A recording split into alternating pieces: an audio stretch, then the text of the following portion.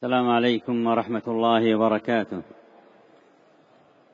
الحمد لله رب العالمين، وأشهد أن لا إله إلا الله وحده لا شريك له، وأشهد أن محمدا عبده ورسوله صلى الله عليه وعلى آله وصحبه وسلم. أما بعد،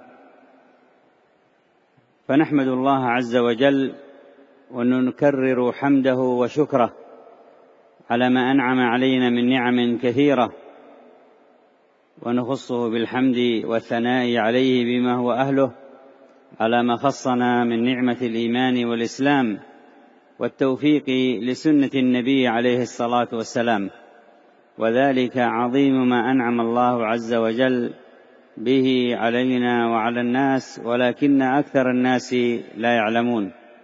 كما نحمده سبحانه الذي يسر لنا بتتابع هذه المجالس العلمية المباركة وهذه الدروس النافعة، وأن تختم بكلمات هذا اليوم وهذه الليلة، وهذه نعمة أخرى عظيمة من نعم الله عز وجل. ومن باب قول النبي صلى الله عليه وسلم: من لم يشكر الناس لم يشكر الله.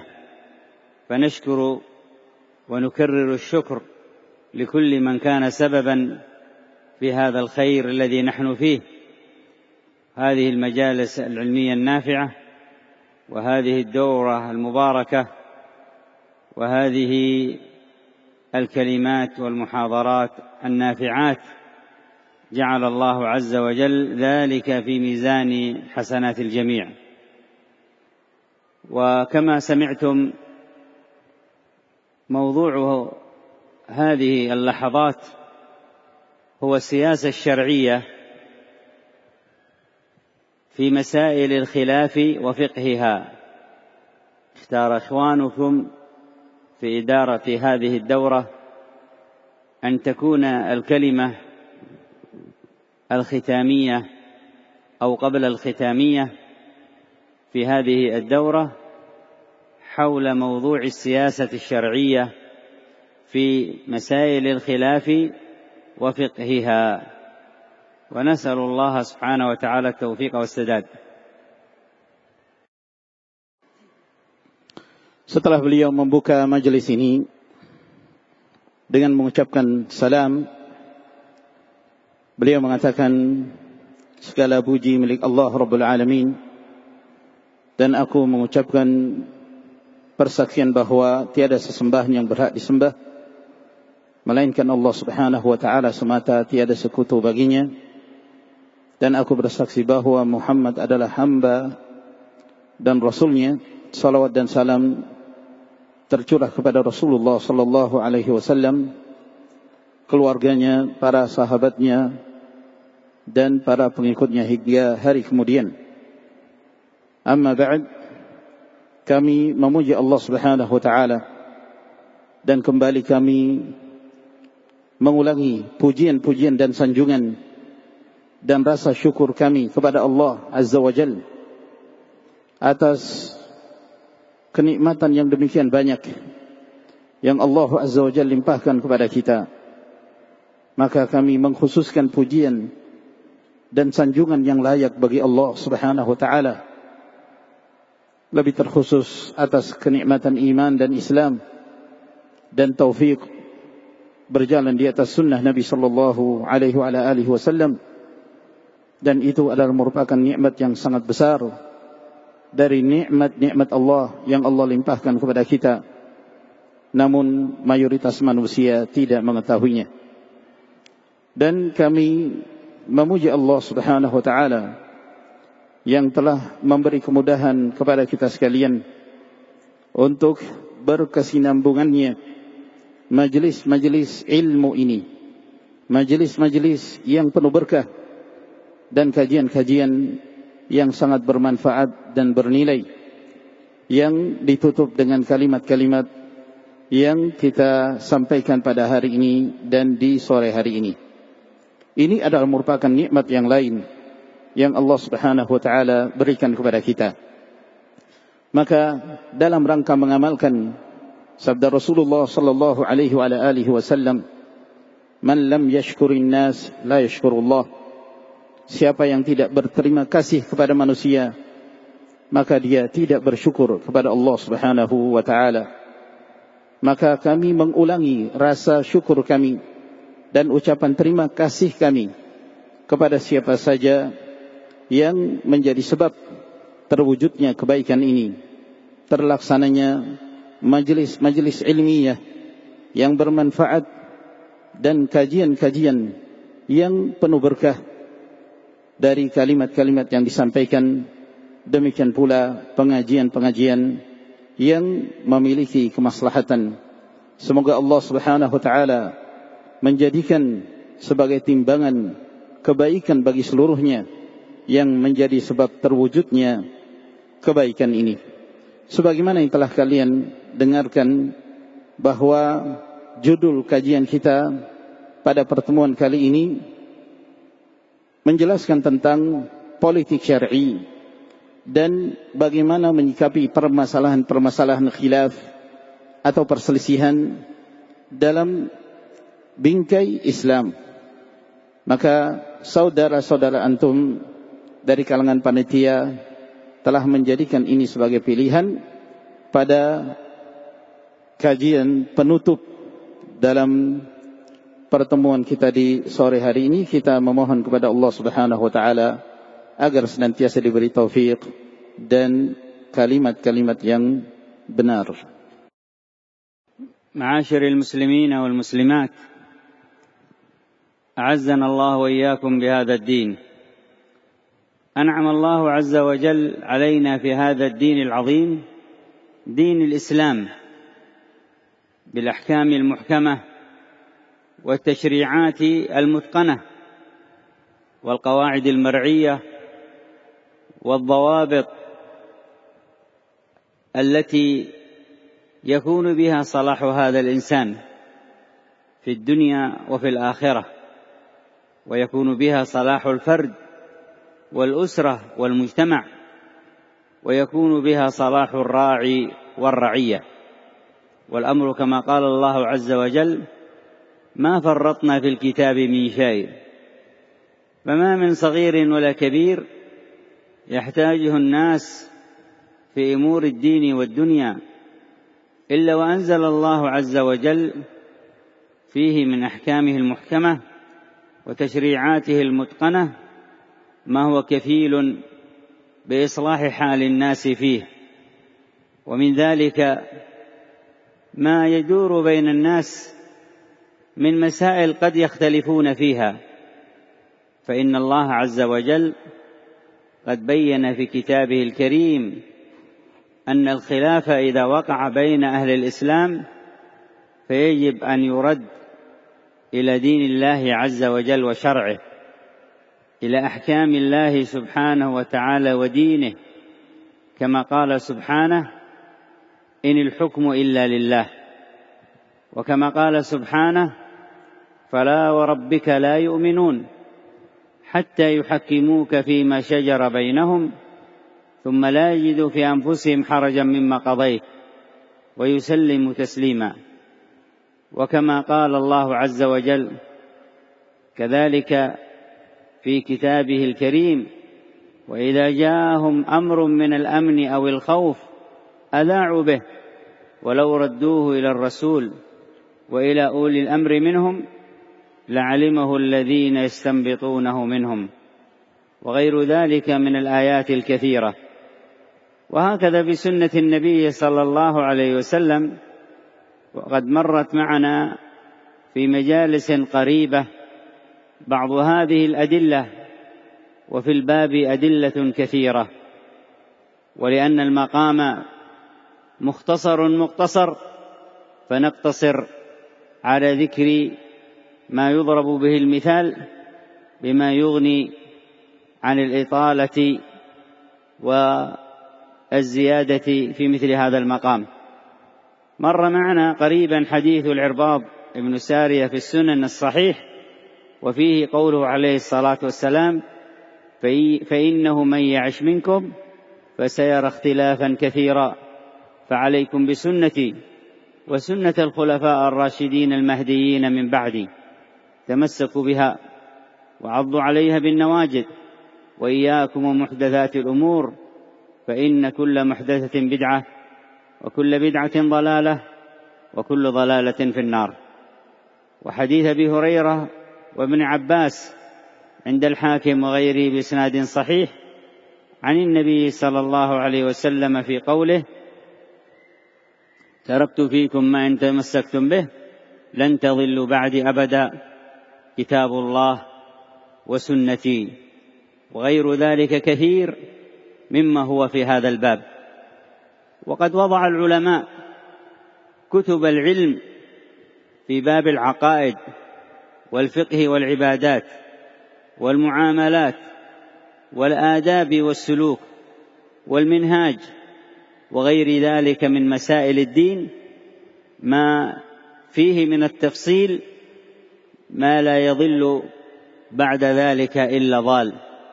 بل ألفوا المؤلفات الخاصة فيما يتعلق بمسائل الخلاف والسياسة الشرعية في التعامل مع الأدلة التي فيها وجه اختلاف، وكيف كان فقهها في الكتاب والسنة وطريقة سلف الأمة ومن تبعهم بإحسان من العلماء والأئمة. فألف شيخ الإسلام ابن تيمية رحمه الله كتابه النافع الماتع المسمى بالسياسة الشرعية في إصلاح الراعي والرعية. وألف تلميذه الإمام ابن القيم رحمه الله كتابه النافع الماتع الطرق الحكمية. وألفت مؤلفات كثيرة قبل ذلك وبعدها، ومنها الأحكام السلطانية وغير ذلك من المؤلفات الكثيرة. وكل هذا وأمثاله ونظائره يدلنا تصديق ما أخبر الله عز وجل في كتابه: ما فرطنا في الكتاب من شيء. فما على أهل الإسلام إلا إلى الرجوع إلى كلام أهل العلم الأعلام، ففيه من الهدى والنور ما هو كفيل بإصلاح حالهم في دينهم ودنياهم، وفي كبار مسائل العلم وصغارها بما يشفي ويكفي، والموفق من وفقه الله.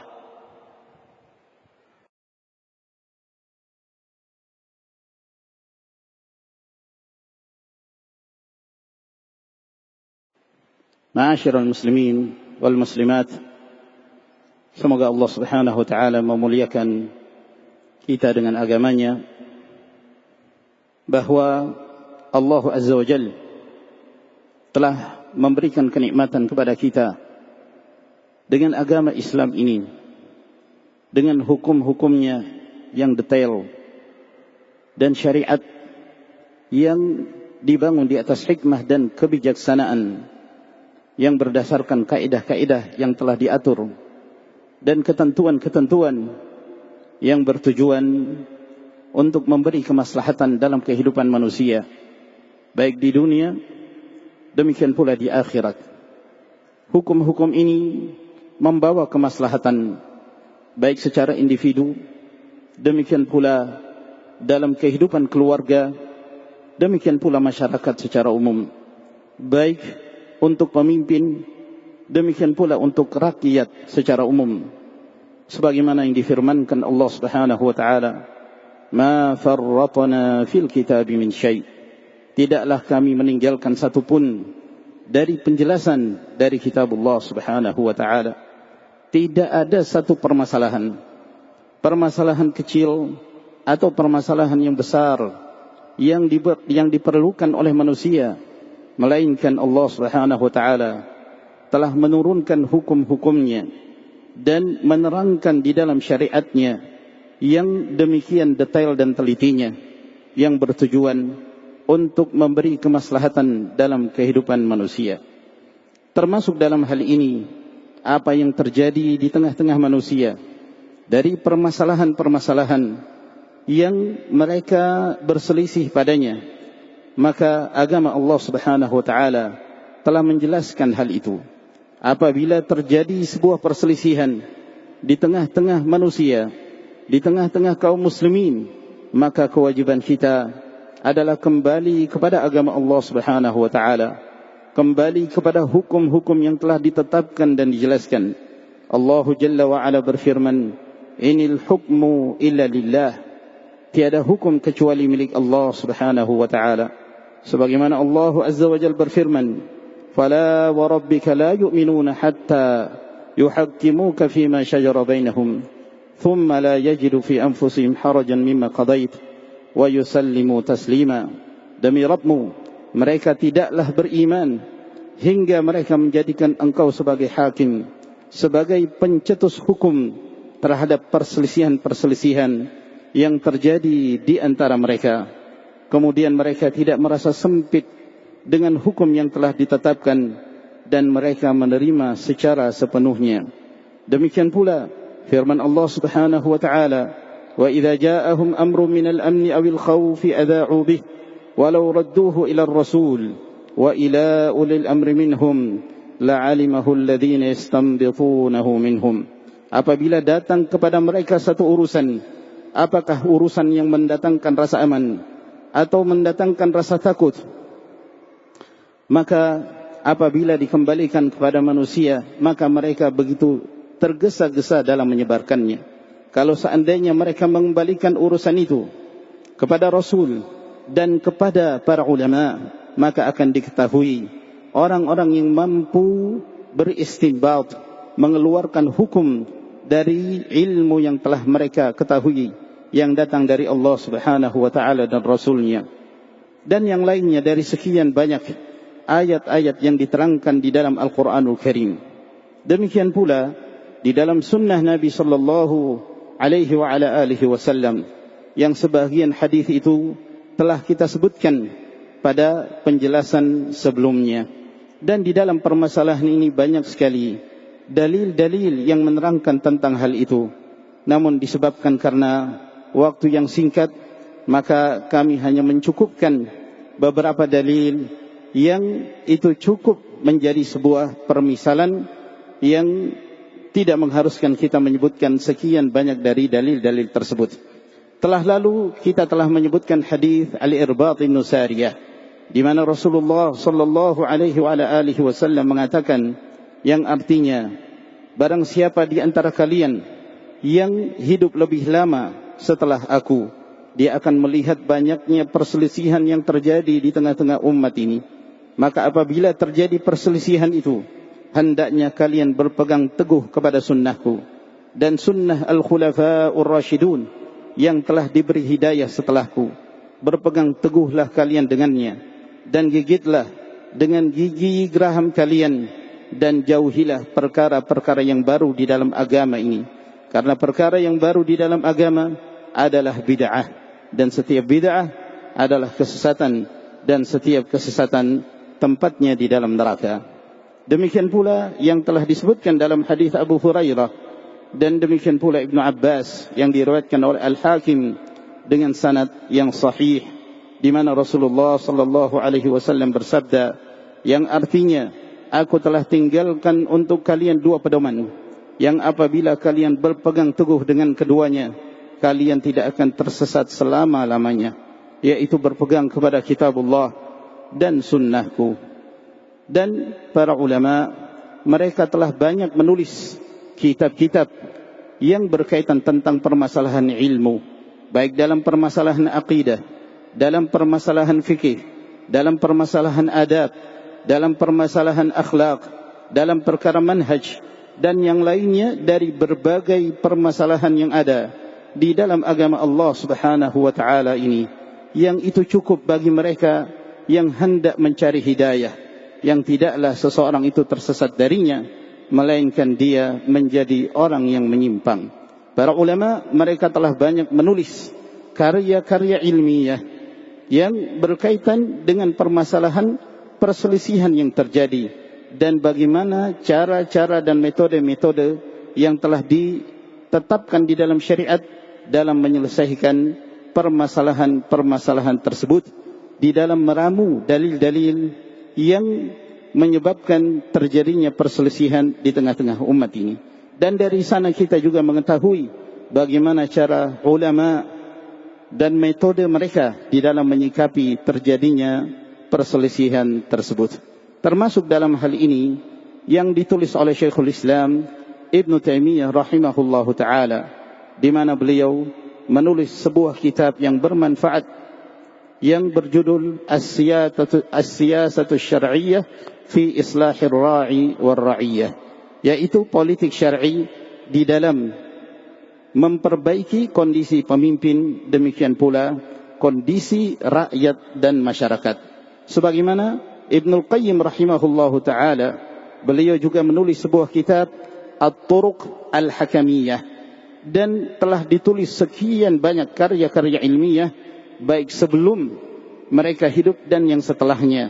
Termasuk dalam hal ini kitab yang berjudul Al-Ahkam As-Sultaniyah dan yang lainnya dari karya-karya para ulama, yang ini semua menjelaskan kepada kita tentang benarnya apa yang telah diberitakan oleh Allah Subhanahu wa taala di dalam kitabnya, ma farratna fil kitab min syai'.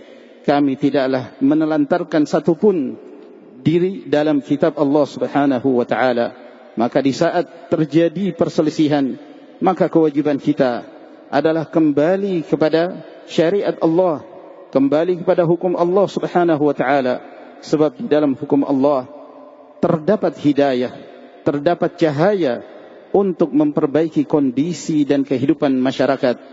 Dan permasalahan apapun, yang besar dan yang kecil, yang menjadi sebab perselisihan di tengah-tengah kaum muslimin, maka kewajiban kita adalah merujuk kepada hukum-hukum Allah Subhanahu wa taala.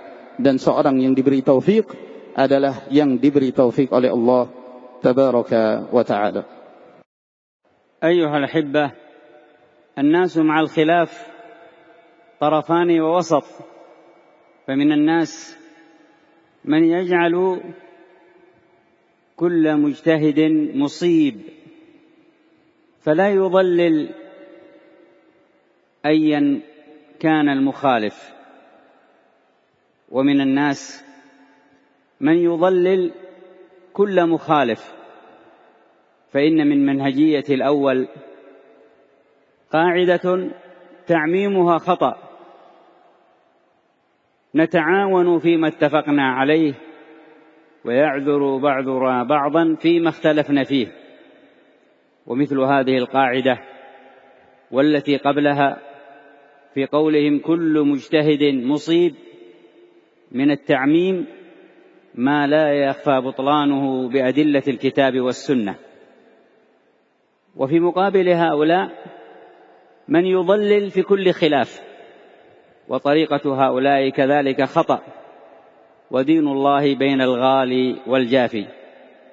فالأدلة الشرعية دلت على أن مسائل الاختلاف ثلاثة أقسام، فمنها ما هو خلاف تنوع، دلت الأدلة الشرعية على تنوعها وكلها صحيحة صريحة، فإذا تثبت على الأوجه التي ثبتت فيه هذه الأوجه المتنوعة، مثل تنوع القراءات، حيث نزل القرآن على 7 أحرف، منه القراءات 10 المشهورة، ومنه أدعية الاستفتاح كما في حديث أبي هريرة وعمر في الصحيحين، وحديث علي رضي الله عنه في صحيح مسلم. فهذا وأمثاله مما ورد فيه التنوع، فيجوز هذا وهذا وهذا على التخيير، ويستحب التنويع للعمل بهذه كلها لمن تيسر له ذلك.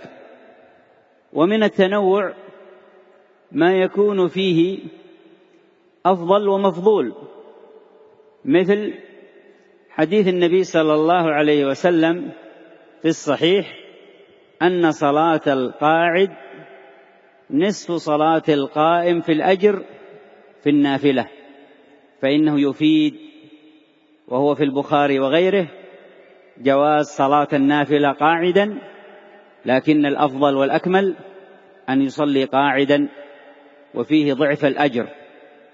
وهكذا كذلك قد يكون من التنوع بحسب المصلحة، مثل أن النبي صلى الله عليه وسلم توضأ مرة ومرتين مرتين وثلاثا ثلاثا، كما جاء في البخاري وغيره من حديث ابن عباس، وجاء معناه عن عدد من الصحابة.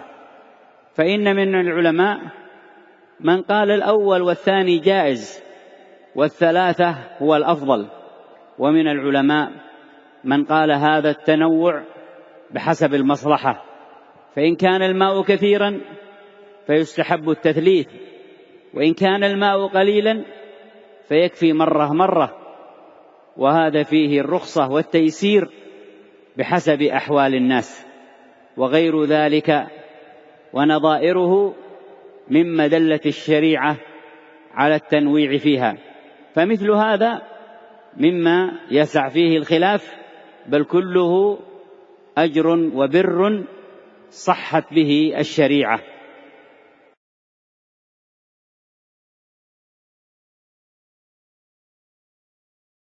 Saudara-saudaraku yang aku cintai, di dalam memahami perselisihan, maka manusia dalam menyikapi perselisihan ada dua yang terjadi padanya penyikapan yang keliru. Ada yang berlebihan, ada yang meremehkan, dan ada pula yang bersikap di tengah-tengah, bersikap pertengahan. Di antara manusia ada yang menetapkan bahwa setiap orang yang berijtihad itu pasti benar, sehingga dia tidak menyesatkan siapapun dari mereka yang menyelisihi. Dan di antara manusia ada yang menyesatkan siapa saja yang menyelisihinya. Maka kaidah yang pertama, ketika kita menyikapinya secara umum, maka itu menjadi sebuah kesalahan. Hal ini sama pula dengan kaidah yang disebutkan oleh sebahagian, nata'awanu fima ittafaqna alaih wa na'tadhiru ba'duna ba'dan fima ikhtalafna fih, bahwa kita saling tolong menolong, saling bahu-membahu dalam hal-hal yang kita sepakati, dan kita saling memberi uzur dalam perkara-perkara yang kita perselisihkan. Maka kaidah ini dan kaidah sebelumnya yang mengatakan bahwa setiap orang yang berijtihad itu pasti benar, menyikapi kaidah ini secara umum tidaklah tersamarkan kebatilan dan kesalahannya. Dan berbanding terbalik dengan kaidah tersebut, adanya pandangan sebagian manusia yang menyesatkan setiap orang yang menyelisihinya dalam setiap permasalahan khilaf. Maka pandangan yang pertama adalah merupakan sebuah kesalahan, dan pandangan yang kedua juga merupakan sebuah kesalahan. Agama Allah Subhanahu wa taala berada di pertengahan antara yang bersikap berlebihan dan yang bermudah-mudahan. Oleh karena itu, dalil-dalil yang disebutkan di dalam syariat menunjukkan bahwa perselisihan itu terbagi menjadi 3 bahagian. Jenis perselisihan yang pertama itu disebut khilaf tanawwu', yaitu perselisihan yang setiap dari pandangan tersebut ada dalil syariat yang menguatkannya, yang semuanya benar, yang semuanya jelas menetapkan bahwa itu diperbolehkan untuk dilakukan di dalam syariat. Maka ada dalil-dalil yang diriwayatkan di dalam syariat ini dengan beberapa cara, dengan beraneka ragam yang seluruhnya benar. Seperti misalnya berbeda-bedanya bacaan qiraah Al-Quranul Karim. Sebab Allah Subhanahu wa taala menurunkan Al-Quranul Karim di atas 7 bahasa dari bahasa Arab. Maka apa yang disebut qiraah asyarah, 10 qiraah yang diriwayatkan, maka itu semuanya benar, karena seluruhnya diriwayatkan dari Nabi sallallahu alaihi wasallam. Demikian pula yang berkaitan dengan doa istiftah atau doa iftitah. Ada hadis yang diriwayatkan oleh Bukhari dan Muslim dari Umar bin Khattab radhiyallahu an. Ada pula hadis yang datang dari Ali bin Abi Thalib dalam riwayat Imam Muslim, dan yang semisalnya yang menyebutkan tentang macam-macam doa yang diucapkan pada pembuka salat yang disebut doa iftitah. Maka seseorang ketika menyikapi dalil-dalil tersebut, maka mereka mengatakan boleh melakukan yang ini, boleh melakukan yang itu, dan dipersilahkan bagi seseorang untuk memilih doa yang mana saja yang dia ucapkan. Dan merupakan hal yang disunnahkan dan dianjurkan seseorang berupaya untuk mengamalkan seluruhnya. Dalam satu solat dia membaca doa iftitah yang satu, dan di solat yang lain dia membaca doa iftitah yang lainnya, dari doa-doa yang mudah untuk dia amalkan. Dan demikian pula termasuk di antara jenis khilaf atau perselisihan tanawwu' adalah riwayat-riwayat yang datang dari Nabi sallallahu alaihi wasallam yang menunjukkan ada amalan yang afdal, ada amalan yang keutamaannya kurang dari yang pertama. Seperti misalnya hadis Nabi sallallahu alaihi wasallam yang disebutkan di dalam hadis yang sahih bahwa salatnya orang yang duduk, yaitu salat sunnah, orang yang duduk itu mendapatkan separuh pahala dari salatnya orang yang berdiri, sebagaimana yang diriwayatkan oleh Imam Al-Bukhari rahimahullahu taala. Maka di dalam hadis ini menjelaskan kepada kita bahwa apabila seseorang mengerjakan salat sunnah dalam keadaan duduk, hal itu diperbolehkan, meskipun yang afdal dia mengerjakannya dalam keadaan berdiri. Demikian pula terkadang perselisihan tanawwu' itu datangnya sesuai dengan kondisi kemaslahatan, sehingga seseorang melakukannya sesuai dengan kemaslahatannya. Seperti misalnya riwayat-riwayat yang datang dari Nabi sallallahu alaihi wasallam bahwa Nabi alaihi salatu wassalam pernah berwudu, membasuh setiap anggota wudu satu kali, dan beliau pernah membasuh dua kali, dan beliau juga pernah membasuh tiga kali. Hal ini sebagaimana yang diriwayatkan oleh Imam Al-Bukhari dari hadis Ibnu Abbas, dan yang semakna dengannya datang dari beberapa sahabat Nabi sallallahu alaihi wasallam. Di antara para ulama ada yang memahami dari amalan Nabi sallallahu alaihi wasallam ini bahwa berwudu sekali-sekali atau dua kali hukumnya boleh. Namun yang afdal seseorang berwudu tiga kali ketika membasuh anggota wudu. Namun di antara para ulama ada yang mengatakan bahwa berbilangnya ketika membasuh anggota wudu itu sesuai dengan kondisi dan kemaslahatan seseorang. Ketika dilihat dari jumlah air, pada saat air itu jumlahnya sedikit, maka hendaknya seseorang berwudu satu kali untuk penghematan air, atau dua kali, tidak tiga kali. Namun ketika kondisi air itu banyak dan melimpah, maka dia berupaya untuk membasuhnya tiga kali, sehingga mereka memandang bahwa berwudu sekali atau dua kali itu adalah merupakan bentuk keringanan, disebabkan karena jumlah air yang sedikit, sehingga ini kembali kepada apa yang menjadi kemaslahatan kaum muslimin pada saat itu. Demikian pula permasalahan-permasalahan yang lainnya, yang ini termasuk di antara perkara-perkara khilaf yang terjadi di kalangan para ulama, yang seluruhnya adalah kebenaran, dan siapapun yang mengamalkannya maka dia akan mendapatkan pahala dari Allah Subhanahu wa taala. فهذا أيها الأحبة القسم الأول يصح أن نقول فيه لمن خفي عليه بعض الأدلة فعمل ببعضها: كل مجتهد مصيب، لأن الكل قد وردت به الأدلة، ولو خفي عليه البعض الأول فكله صواب. أما القسم الثاني فليس الأمر كذلك. القسم الأول يصح أن نقول لمن خفي عليه كل مجتهد مصيب، لكن بالتفصيل الذي تقدم فإننا ندور مع الأدلة حيث دارت، فأحيانا نسوي بالتخيير، وأحيانا نقدم بالتفضيل، وأحيانا يكون حسب المصلحة. ومنه التعجل والتأخير في الحج، قال الله عز وجل: فمن تعجل في يومين فلا إثم عليه، ومن تأخر فلا إثم عليه لمن اتقى، فدل على أن التأخير لمن ليس عليه مشقة أفضل في حصول التقوى الأكثر، ولكن مقيد ألا تكون فيه مشقة، وإلا فهو رخصة أن يكون في يومين.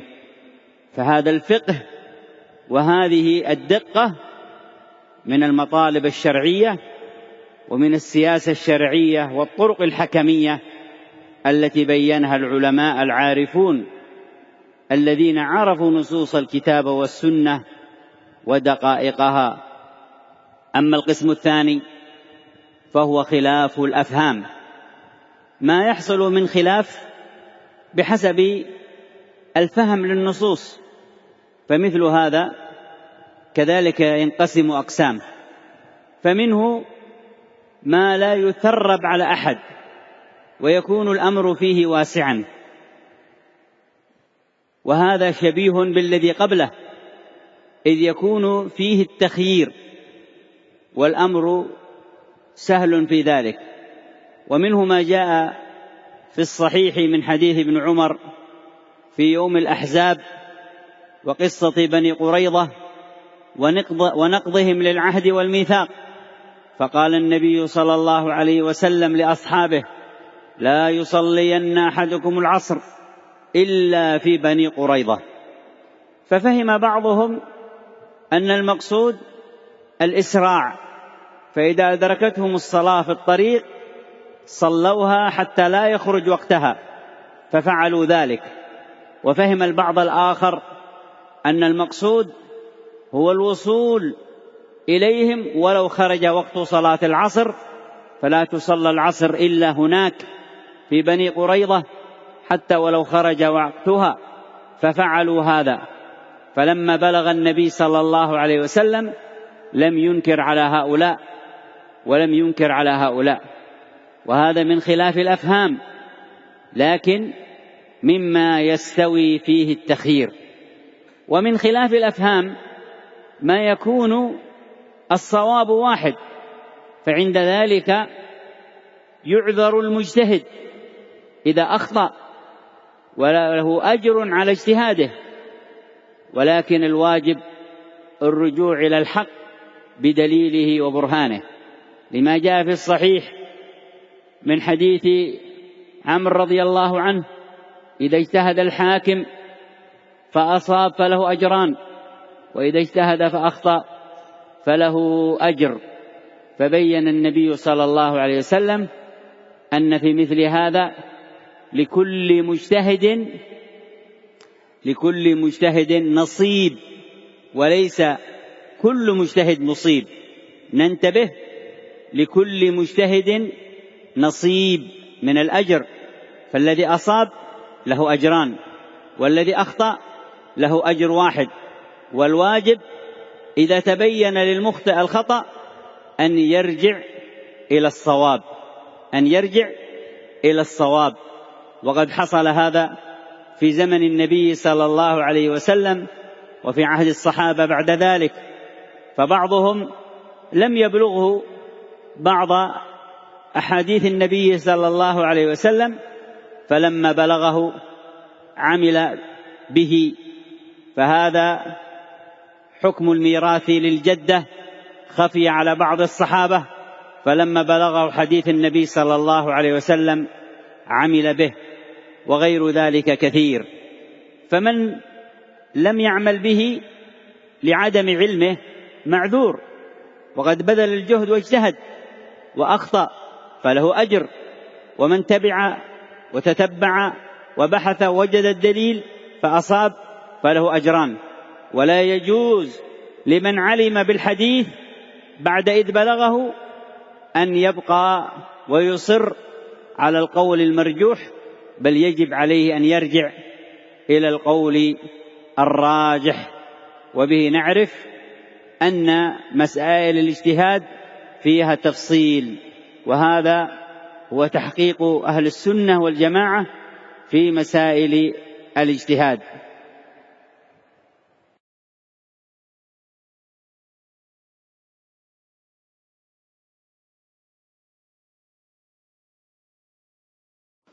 Saudara-saudaraku yang aku cintai,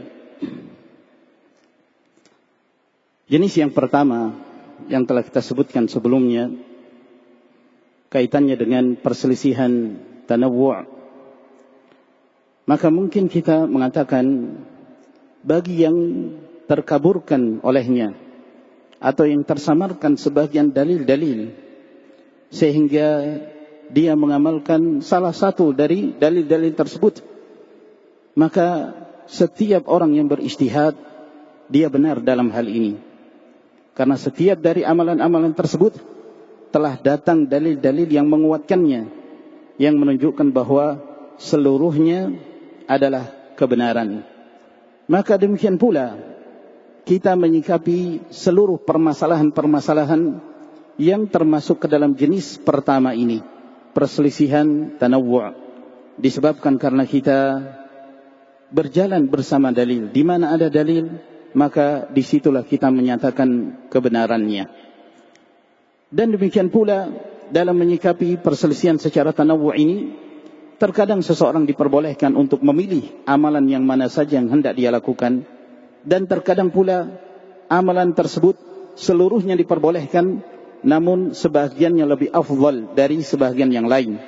Dan terkadang pilihan itu datang kembalinya kepada kemaslahatan, mana yang lebih maslahat untuk diamalkan. Termasuk pula dalam hal ini adalah kondisi mereka yang menunaikan ibadah haji. Pada saat mereka menginap di Mina pada hari-hari tarwiyah, ada yang menginap dengan cara mengakhirkan, menyempurnakan 3 hari untuk menginap di Mina. Ada pula yang menyegerakan dengan menginap 2 hari pada saat menunaikan ibadah haji. Kedua-duanya diperbolehkan sebagaimana yang diterangkan oleh Allah Subhanahu wa taala, "Faman ta'ajjala fi yawmayn fala ithma 'alayhi wa man ta'akhkhara fala ithma 'alayhi liman ittaqa." Barang siapa yang ingin bersegera sehingga dia mencukupkan 2 hari untuk menginap di Mina, maka tidak ada dosa baginya.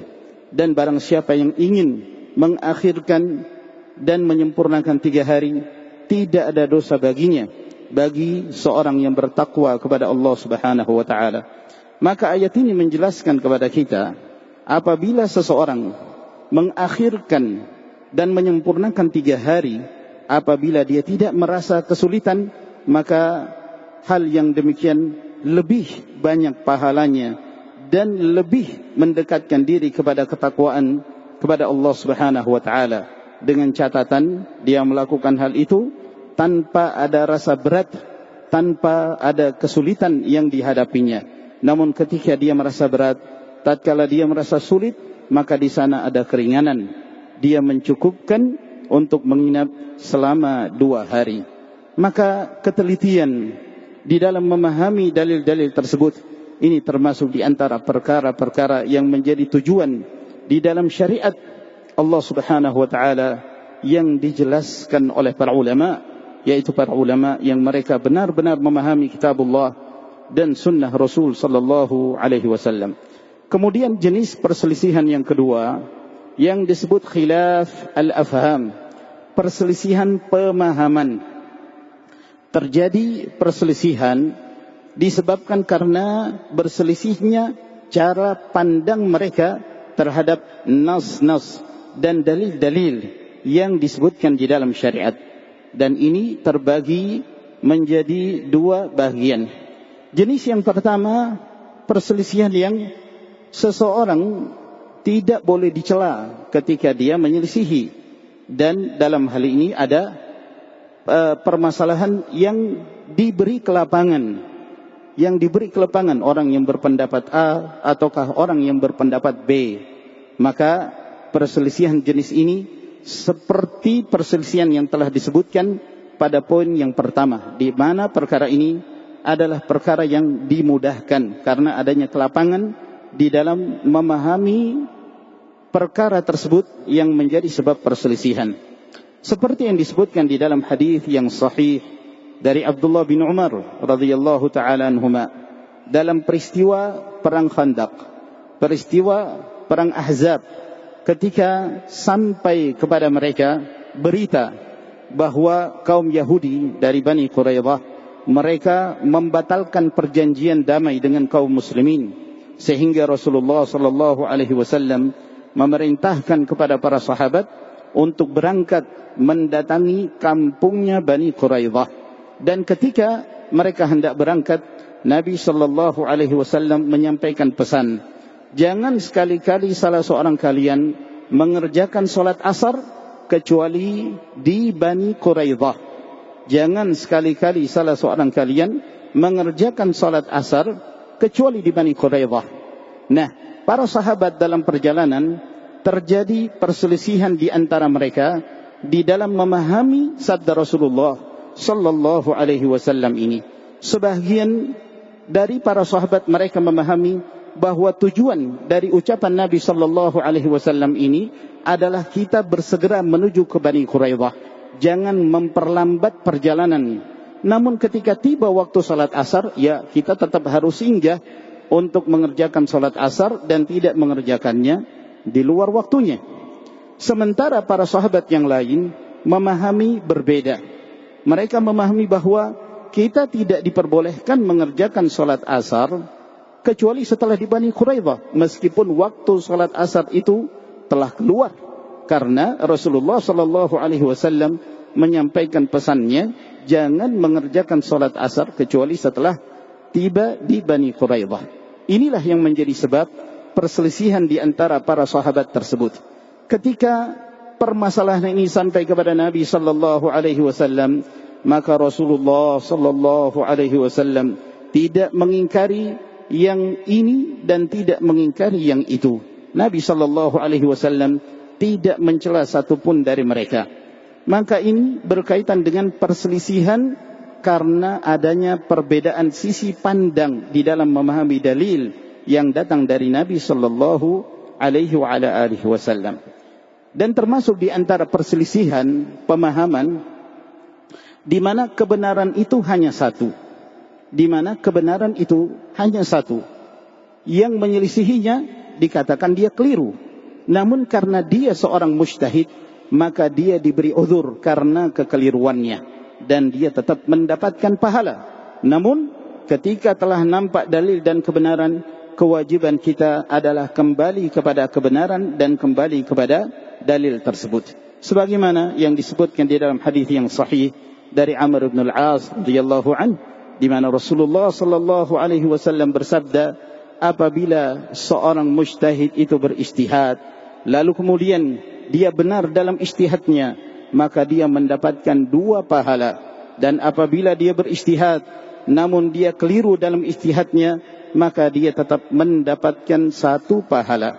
Maka Nabi sallallahu alaihi wasallam menjelaskan dalam perkara seperti ini, kita mengatakan kullu mujtahidin lahu nasibun. Setiap orang yang berijtihad mendapatkan bahagian dari pahala. Kita tidak mengatakan setiap orang yang berijtihad itu benar, tidak. Tapi kita mengatakan setiap yang berijtihad mendapatkan bahagian dari pahala. Sebab Nabi sallallahu alaihi wasallam menerangkan, apabila seorang mujtahid itu benar dalam ijtihadnya, maka dia mendapatkan 2 pahala. Dan apabila dia keliru, maka dia tetap mendapatkan 1 pahala. Namun kewajiban seseorang apabila telah nampak kesalahan di dalam pandangannya, maka dia harus kembali kepada kebenaran. Dia harus kembali kepada dalil apabila telah sampai kepadanya. Hal-hal yang seperti ini itu terjadi di masa Nabi sallallahu alaihi wasallam, sebagaimana juga terjadi di masa para sahabat Rasulullah sallallahu alaihi wasallam. Terkadang sebagian mereka mengamalkan sesuatu yang menyelisihi dalil disebabkan karena hadis tidak sampai kepadanya. Namun ketika telah sampai kepadanya, dia pun lebih mengedepankan dalil dan membuang pandangannya yang menyelisihi dalil tersebut. Sehingga terkadang ada seorang mujtahid, dia mengamalkan sesuatu yang menyelisihi dalil disebabkan karena tersamarkan olehnya dalil tersebut. Tersamarkan, tidak sampai kepadanya dalil yang sahih yang datang dari Rasulullah sallallahu alaihi wasallam.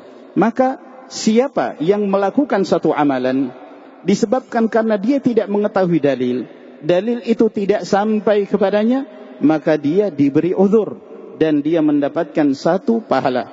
Namun ketika dia telah menemukan dalil itu telah sampai kepadanya, maka dia wajib hukumnya untuk beramal berdasarkan dalil tersebut, dan tidak diperbolehkan dia tetap mempertahankan kesalahannya setelah dalil itu sampai kepadanya. Maka dari sini engkau dapat mengetahui bahwa permasalahan-permasalahan ijtihad itu ada rincian padanya, dan ini telah ditahqiq oleh para ulama ahlus sunnati wal jamaah. القسم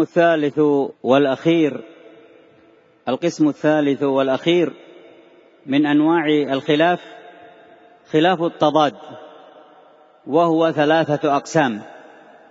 القسم الأول ما خالف الدليل ولو كان صاحبه مجتهدا، إذا تبين له الصواب وجب عليه الرجوع إلى الصواب. فمن خالف الدليل بعد تبين الصواب يكون خلافه خلاف تضاد يوجب الإثم والعقوبة في الدنيا والآخرة. ومن ذلك وبه نعرف أن هذا ينقسم إلى قسمين.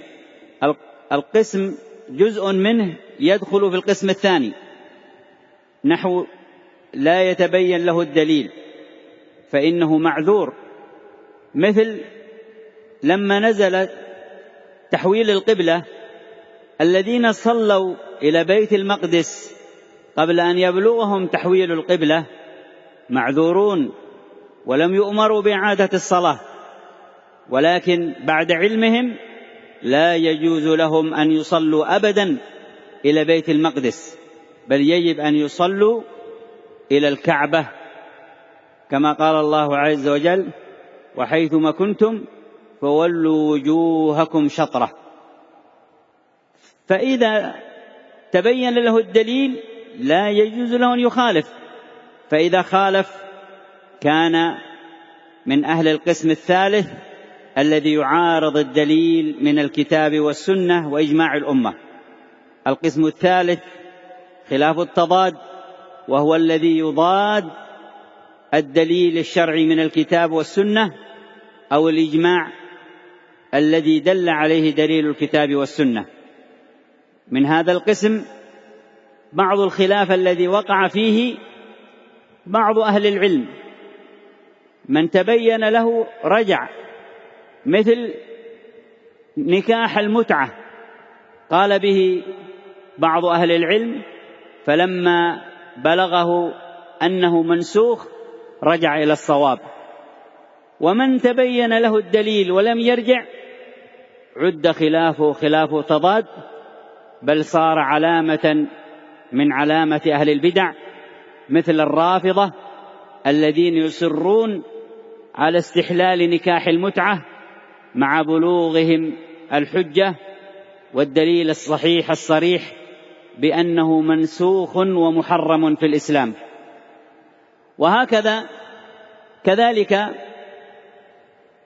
ربا النسيئة وشرب الخمر فيما زاد عن خمر العنب والزبيب والتمر، فإنه اجتهد فيه بعض العلماء فأخطأوا لعدم بلوغهم عموم الأدلة، فمن لم يبلغه معذور، ومن بلغه فهو غير معذور بل هو مأزور. وهكذا من خالف الإجماع، وهذا القسم الثاني، من خالف الإجماع فإنه كذلك يكون خلافه من خلاف التضاد.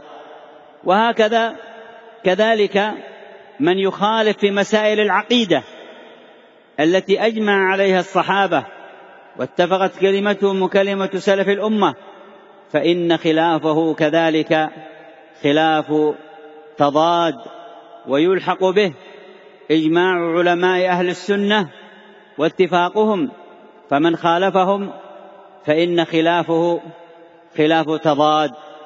فمثلا مسائلنا المعاصرة، كما أنكر الصحابة على الخوارج ومن ضل في باب الأسماء والصفات من الجعدية والجهمية والكلابية والأشاعرة والماتريدية، وهكذا من ضل في باب القدر ومسائل العقيدة، فصار المخالف لهم مبتدع ضال. كذلك من خالف علماء السنة وإجماعهم فيما هو في العصور فيعد من المبتدعة الذي خلافه خلاف التضاد، كالخوارج في هذا العصر من أهل الثورات والمظاهرات والانتفاضات، حرمها علماء السنة وبينوا أنها طرق بدعية ليست من الإسلام. وهكذا الخروج على الحكام وإثارة الفتن، كل هذا بين علماء السنة أنه من الطرق البدعية، فمن خالف في هذا فخلافه خلاف تضاد.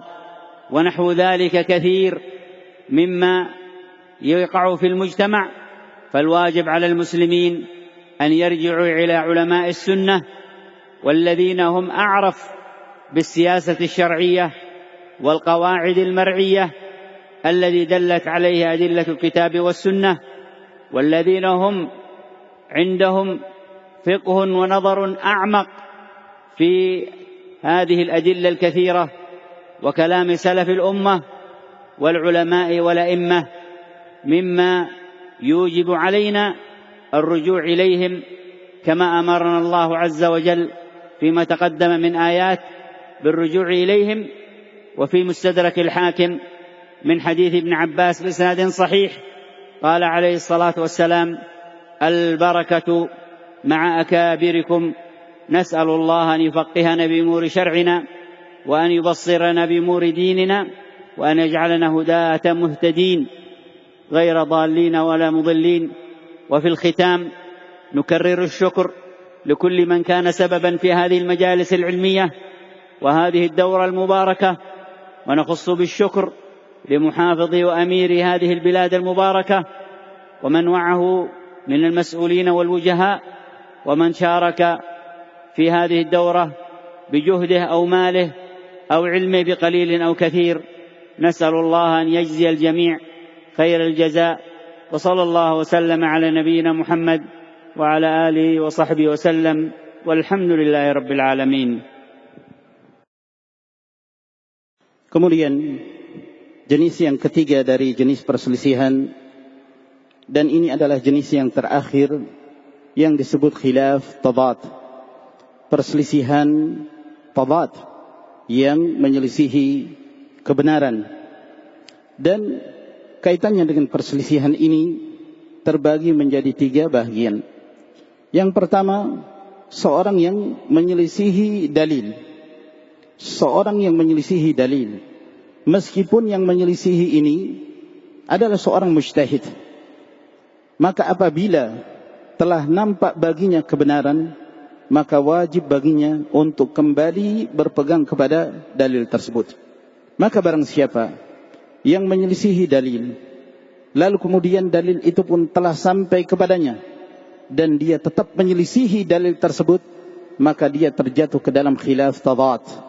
Dia terjatuh ke dalam perselisihan yang tercela, yang menyebabkan dia terjatuh ke dalam perbuatan dosa, dan dia berhak untuk mendapatkan hukuman baik di dunia, demikian pula di akhirat. Maka dari sini engkau bisa mengetahui bahwa perselisihan tersebut dalam perkara ini terbagi menjadi 2 bahagian. Jenis yang pertama, dia termasuk ke dalam jenis perselisihan yang kembali kepada jenis yang kedua, yaitu adanya perbedaan pandangan dan pemahaman. Disebabkan karena tidak jelas baginya dalil, maka seorang yang tersamarkan dalil yang menyebabkan dia keliru, maka dia dikatakan bahwa dia keliru dan dia diberi uzur.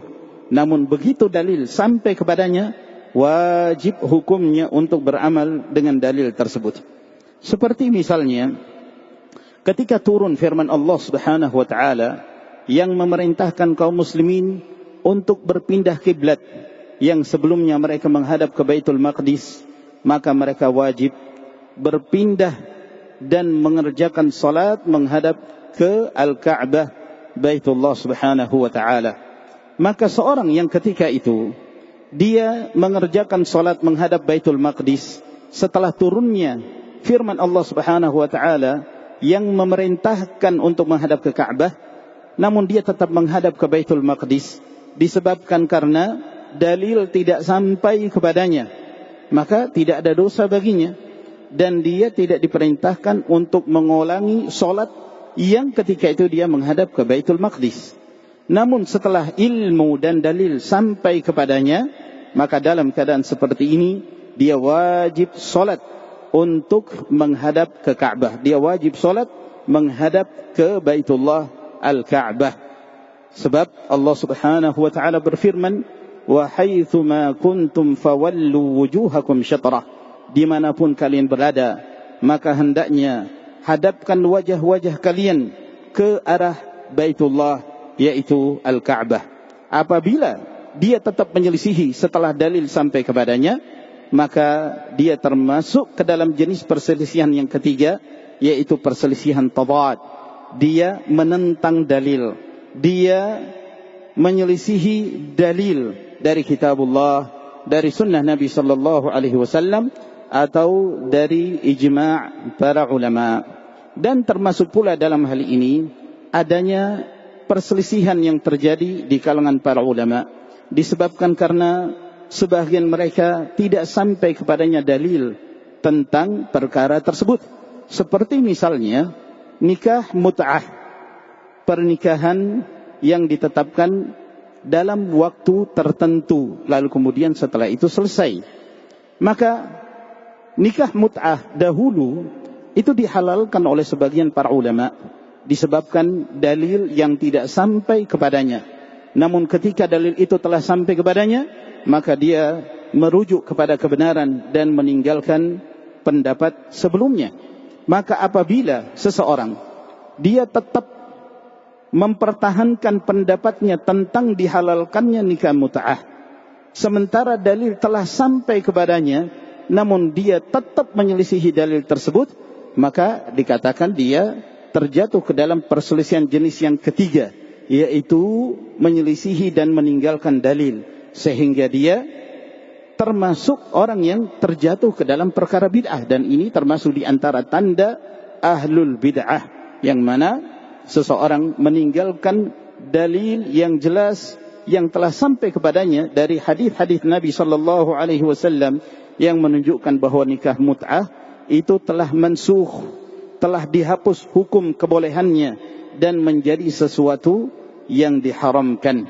Sehingga apa yang dilakukan, apa yang diyakini oleh sebagian ahlul bid'ah seperti kaum Rafidah yang hingga saat ini mereka tetap berkeyakinan tentang kehalalannya, maka sungguh mereka telah menyelisih dalil dan mereka terjatuh ke dalam perkara bid'ah. Demikian pula kaitannya dengan permasalahan riba, yaitu riba an-nasi'ah. Demikian pula kaitannya dengan minum khamar. Minum khamar dari minuman yang memabukkan selain dari perasan anggur atau perasan kurma. Ada sebagian para ulama mereka membolehkan selama itu bukan dari perasan anggur dan kurma, namun dari bahan-bahan yang lainnya. Dan mereka keliru dengan pandangan tersebut disebabkan karena tidak sampainya kepada mereka dalil. Maka apabila seseorang yang berpandangan demikian lalu telah datang kepadanya dalil yang menunjukkan keharaman khamr secara umum, namun dia tetap bertahan dengan pendapat lamanya yang menyelisihi dalil, maka dia tidak lagi diberi uzur bahkan dia dianggap telah melakukan perbuatan dosa. Demikian pula halnya seorang yang menyelisihi apa yang telah menjadi kesepakatan para ulama, kesepakatan umat ini, maka orang yang menyelisihinya terjatuh ke dalam jenis perselisihan yang ketiga, yaitu khilaf tadad. Demikian pula orang-orang yang menyelisihi permasalahan-permasalahan prinsip di dalam agama ini, dalam perkara akidah yang para sahabat mereka telah bersepakat di atas perkara tersebut, lalu kemudian dia menyelisihinya, maka dia terjatuh ke dalam perselisihan yang tercela, yaitu khilaf jenis yang ketiga yang disebut khilaf tadad. Dan termasuk dalam hal ini, apabila telah terjadi kesepakatan di antara ulama sunnah, lalu kemudian ada yang menyelisihinya, maka dia juga terjatuh dalam perselisihan yang tercela, yaitu jenis yang ketiga. Termasuk dalam hal ini permasalahan-permasalahan kontemporer, permasalahan-permasalahan kekinian. Sebagaimana halnya terdahulu, para sahabat mereka mengingkari kelompok Khawarij dengan berbagai macam jenisnya, dan mereka mengingkari orang-orang yang mengingkari takdir Allah Subhanahu wa taala, mengingkari keimanan terhadap takdir, maka diingkari oleh para sahabat. Dan hal ini disebabkan karena yang menyelisihi perkara tersebut, maka dia telah terjatuh ke dalam bid'ah, dan dia dihukumi sebagai ahli bid'ah, dan dia sesat. Hal ini disebabkan karena dia telah menyelisihi apa yang menjadi kesepakatan ahlus sunnati wal jamaah, sehingga yang menyelisihi perkara-perkara prinsip yang menjadi kesepakatan ahlus sunnah, mereka tergolong sesat dan menjadi ahlul bid'ah. Seperti halnya kelompok Khawarij yang hidup di zaman sekarang, orang-orang yang mereka membolehkan melakukan pemberontakan terhadap penguasa, orang-orang yang melakukan demonstrasi, dan mereka yang mengingkari penguasa dengan cara-cara yang bid'ah, dengan melakukan pemberontakan dan menyebarkan fitnah di tengah-tengah umat ini dengan metode-metode bid'ah, dan siapa yang berjalan di atasnya, maka dia termasuk dalam jenis perselisihan yang ketiga, yaitu perselisihan tadad. Yang menyelisihi kebenaran itu dianggap sesat dan menyimpang. Dan permasalahan-permasalahan yang lainnya yang masih banyak lagi. Intinya, kewajiban kita adalah kembali kepada ulama sunnah, karena para ulama sunnah mereka adalah orang-orang yang lebih mengetahui tentang bagaimana cara menyikapi secara syar'i berdasarkan kaidah-kaidah yang telah diatur di dalam agama Allah Subhanahu wa taala. Pemahaman mereka adalah pemahaman yang paling dalam di dalam memahami dalil-dalil dari kitabullah, dari sunnah Nabi sallallahu alaihi wasallam, dan dari memahami perkataan dari kalangan para ulama terdahulu. Sehingga hal itu mengharuskan kita ketika terjadi perselisihan, hendaknya kita merujuk kepada mereka sebagaimana yang telah diperintahkan oleh Allah Subhanahu wa taala di dalam ayat yang telah lalu, dan disebutkan di dalam hadis yang diriwayatkan oleh Imamul Hakim dari hadis Ibnu Abbas, bahwa Rasulullah sallallahu alaihi wasallam bersabda, al-barakatu ma'a akabirikum, bahwa keberkahan itu ada di kalangan para ulama besar kalian. Kita memohon kepada Allah Subhanahu wa taala, semoga Allah Azza wa Jalla memberikan penerangan kepada kita di dalam memahami agama kita, dan menjadikan kita sebagai hamba-hamba Allah yang diberi hidayah dan memberi bimbingan kepada yang lainnya, tidak menjadi orang-orang yang sesat dan menyesatkan yang lain. Sebagai penutup, saya ingin sekali lagi mengulangi ucapan syukur dan terima kasih saya kepada siapa saja yang menjadi sebab terselenggaranya acara ini, acara kajian dan pelajaran-pelajaran yang begitu banyak keberkahan dan manfaatnya. Dan lebih terkhusus saya mengucapkan sekali lagi terima kasih kepada Bapak Gubernur, demikian pula Wali Kota Makassar ini, dan siapa saja dari kalangan para penanggung jawab dan para pegawai, dan siapa saja yang memiliki saham dalam terselenggaranya amalan ini atau acara ini, ada yang dengan ilmunya, atau dengan tenaganya, atau dengan harta dan materinya. Semoga Allah Subhanahu wa taala memberi balasan kebaikan untuk mereka dengan balasan yang melimpah. Wa sallallahu ala nabiyyina Muhammad wa ala alihi wa sahbihi wa sallama tasliman katsira. Wa akhiru da'wana anil hamdulillahi rabbil alamin. Dan saya sebagai penerjemah juga memohon maaf apabila ada kekeliruan dalam penerjemahan dan ada ungkapan-ungkapan yang tidak berkenan bagi antum sekalian. Barakallahu fikum.